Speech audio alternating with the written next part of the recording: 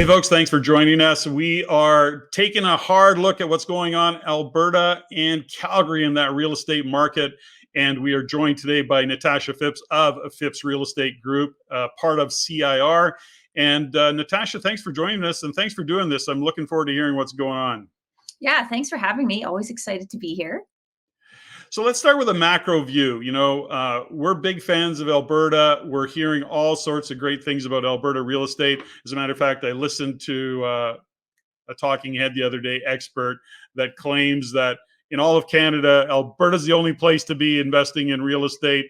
From your perspective, knowing the economic fundamentals, why do you agree with that? And how do you see it? Yeah, I mean, as an investor, we've looked at opportunities coast to coast for years. This isn't new, right? And right now, that's where we're focusing our energy as well, is here in Alberta. Calgary's home, of course, that makes it a little bit easier. But from a economic fundamentals, from just the numbers, period, and just from the economic activity and the diversification that's happening here. Our real estate market is sitting in a really interesting position right now, but it's also very challenging because everyone is also looking at Calgary. So I think from an economic standpoint, I've never been more excited about Calgary, and but it is really hard to find deals. Like, it's really, really challenging for real estate investors right now.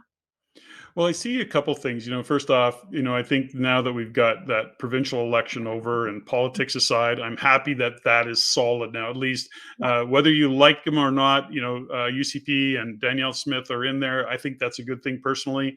But the point of it is that we've really got Alberta now that election is over. We can start to get business done and get to business and getting stuff done. So I think economically that makes a lot of sense.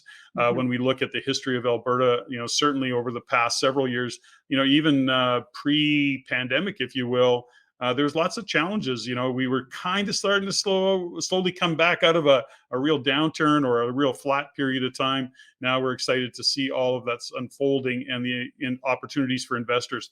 Now, so Alberta overall is great. Now Calgary is just the real diamond in all of the province, given their economic conditions, given what Calgary stands for in the province, and we're seeing some real gains in that Calgary real estate market. But to your point, it's really tough for investors. I mean, you've got a lot of immigration into that city.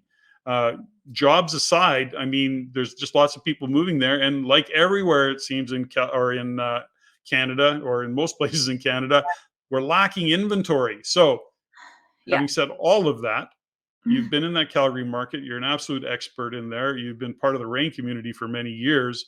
What are investors supposed to do? Now, I know you're great at finding deals, so share with us a little bit about what you're seeing in a direction that you're able to take some of your investor clients. Yeah, well, two directions. People tend to either want, to add some value in some sort of way. And in a market where we have low inventory in the rental market and on the sales side, if you can, double a property's number of units or increase density somehow, that is one path that seriously makes sense right now. For many years there, I was very hesitant on that kind of opportunity because there was just too many risks. But right now, like an accelerating market in low inventory in every way, that makes sense. So if someone's looking for a project, they're looking to add density and get their hands dirty, now could not be a better time. Right. Do have clients absolutely doing that right now, and they're knocking out of the park. And then there's the investors who are, maybe not even here in Calgary, they're coast to coast, and they want that easy turnkey option. Those are even getting harder to find. And so from a turnkey perspective, we're kind of looping back a little bit in what we're looking at what opportunities we're looking at with our clients, and being very cautious. So new construction always comes up. And there's a lot of, stuff out there I don't love. And then there's some things I do love. So we take a real hard look at the pre-construction opportunities out there and determine which ones make sense and then what locations. Like, that is the key point, because when inventory is tight, people tend to look for what's the easiest thing I can buy.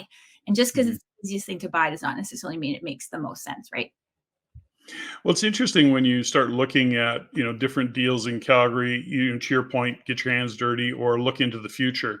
Yeah. The one thing about Alberta that everybody, I don't want to say everybody, that many are seeing is in fact the future of where real estate is going. Now, having said that, historically, as you know, I'm very, very cautious about any kind of condo or pre-construction deals in Alberta in general. Uh, Yes. and certainly in Calgary. And you and I have had these conversations many times. Having Mhm. said that, Calgary has evolved as a city and certainly economically to a place where now we're starting to see some things show up that historically weren't there before. Now you have to be very specific, which I know is what you do. Yeah. When you look at that pre-construction market, given the shortage of inventory, knowing that inventory isn't going to get fixed anytime soon, knowing that it's a different culture of people moving into the city as well. A lot Mhm. of people that we're seeing in terms of the immigration are actually used to that lifestyle. You and I are born and raised in Alberta, so wide open spaces and big spaces is kind Mhm. of what we want. Where people moving into that, when you look at your tenant profile, it is slightly evolving and changing as well. And am I on point with that from your perspective? You're in the trenches every day, so. Absolutely. I mean, we need that density. We need more affordable rental housing, more affordable, even for homeowners. Like the affordability meter everywhere, forget Calgary, just everywhere is what is attracting people's attention. What can I afford to buy, if I move, or what can I afford to buy as a first time home buyer? Mhm. So these are the factors that are driving the rental market and the sales market. And from a pre-construction standpoint, the opportunity I'm excited about right now is in an established area. It has established amenities all around it. It's on an existing train line. It's in the community of Shawnee Slopes, which is a very established area. And I think when we think of pre-construction, often for Calgary, we're thinking way out in the suburbs where there is farmland as far as the eye can see, which is a little bit, dangerous, let's say, when you think about pre-construction, because it can keep going and going and going.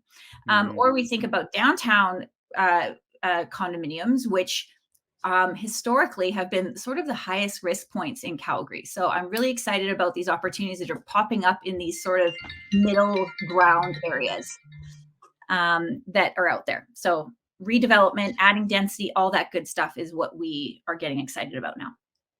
So let's talk about this particular project that you're looking at or that you've been considering and are in introducing to your investor clients. Yeah. First and foremost, when we think about investor clients, the world has shrunk, as we've said many times. I mean, you are now set up to deal with clients from anywhere in the country, from everything from getting the deal done to property management.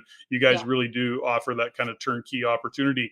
But when you look at the deals that are being offered in Calgary, knowing what's going on, let's say in Ontario or even British Columbia, what are price points? What is the process in this case about this project? So let's just go down one layer in deeper on this project.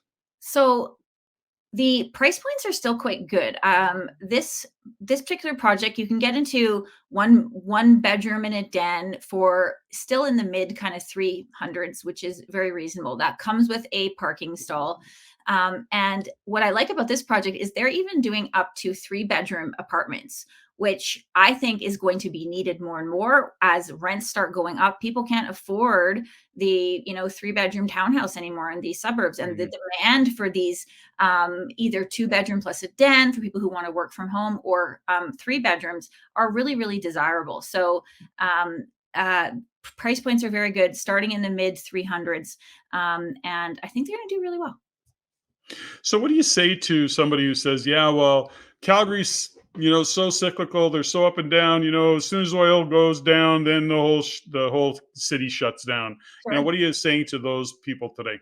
Yeah, and I hear that a lot, and that's a conversation I do have a lot. And it is a fair point when you look at history, right? But what is different this time is when we were first crawling out of this recession, it wasn't because the price of oil spiked. It was because we were starting to see that diversification and stability in the marketplace. So that's very encouraging, just from a let's do this differently this time Mhm. perspective. And it feels very much less like we are not a house of cards anymore. And that's really how Mhm. it felt when we were kind of this one horse town, right? It was all about Mhm. energy. As soon as the price of oil would crash, our downtown would be a ghost town, right? And that's not the case anymore. We are very much diversified. So, generally speaking, diversification reduces risk, and this is no different. So when you look at what's happening in diversification, I know one of the things is, of course, and it seems I don't know, like we need to give it a little bit of gravitas, which is the movie industry.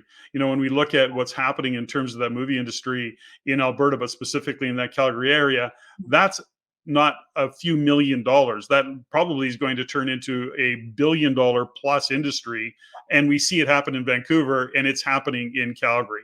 Then the second part of that is the IT world and what's happening in terms of IT in Calgary.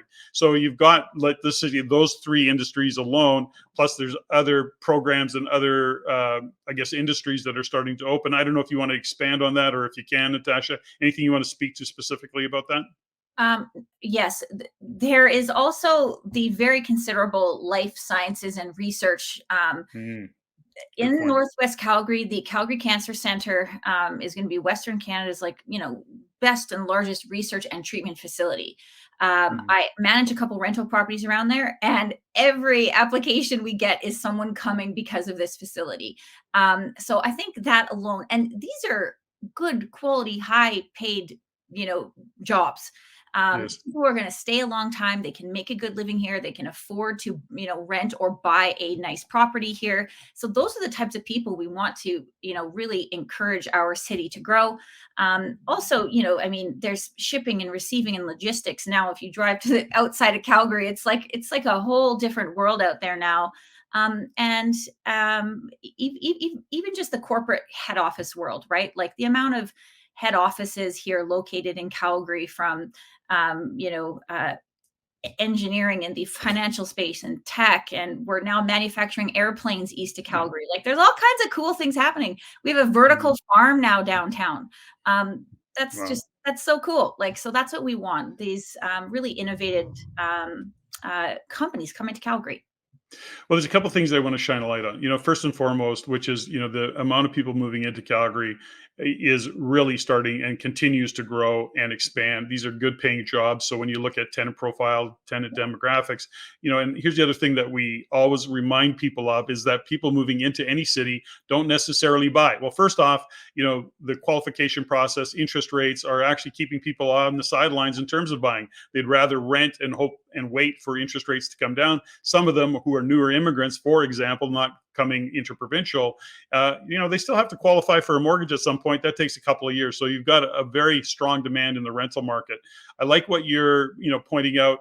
And, the fact is that when you think about a $300,000 entry point or a $300,000 deal in a pre-construction and what that can mean in terms of return on investment when you look into the future, I Yeah, mean, compare that to our other major cities in this country, and it's like those are on sale. Give me three of them. It's really that dramatic a change. And of course, rent is relative to the price that you're paying, and rents are increasing. So when we look 2, 3, 5 years down the road in a pre-construction scenario, it looks pretty good from my perspective. Anything you want to add to that, Natasha? that's exactly why the strategy is appealing. I mean, interest rates are hard for all of us right now. There's no doubt about it. Homeowners, investors, and so this is a way to get into the market. Buy at today's rates. And I do like that this builder we're working with. This is Greywood. They're out of Ontario. They are not future pricing. The pricing that they're using is quite relevant for today's market, which is very, very attractive. So not having to deal with interest rates right now. Most people are of the opinion in a couple of years time interest rates should be coming down. No crystal ball, but that's one benefit, right? And then you're buying in that appreciating market where Calgary's kind of just getting started, is how most people feel. It's how I certainly feel, and that there's a lot more good news to come. Well, I think there's a couple of really other strong upsides that we would be remiss not to mention, which is rent control doesn't exist in Alberta. So it gives you the opportunity to keep up with market rents and to increase rents so that they are, in fact, current with what's going on in the rental market. We know that on the buy side of it, you've got 30, maybe 60 days of rental in or of inventory in terms of the buy. So these are opportunities to kind of play ahead of that, get those rents and watch the rents rise before you even take possession of the deal. So, when we look at Alberta, when we look at Calgary, we see nothing but really great opportunities. And of course, we're always looking at the economic fundamentals. I know that you are there. Natasha, you're always boots on the ground, paying attention to the details. If somebody want to get a hold of you and find out more about what's going on in Calgary and what you can provide for them for opportunities to invest and put their money to work in Alberta, where do they get a hold of you?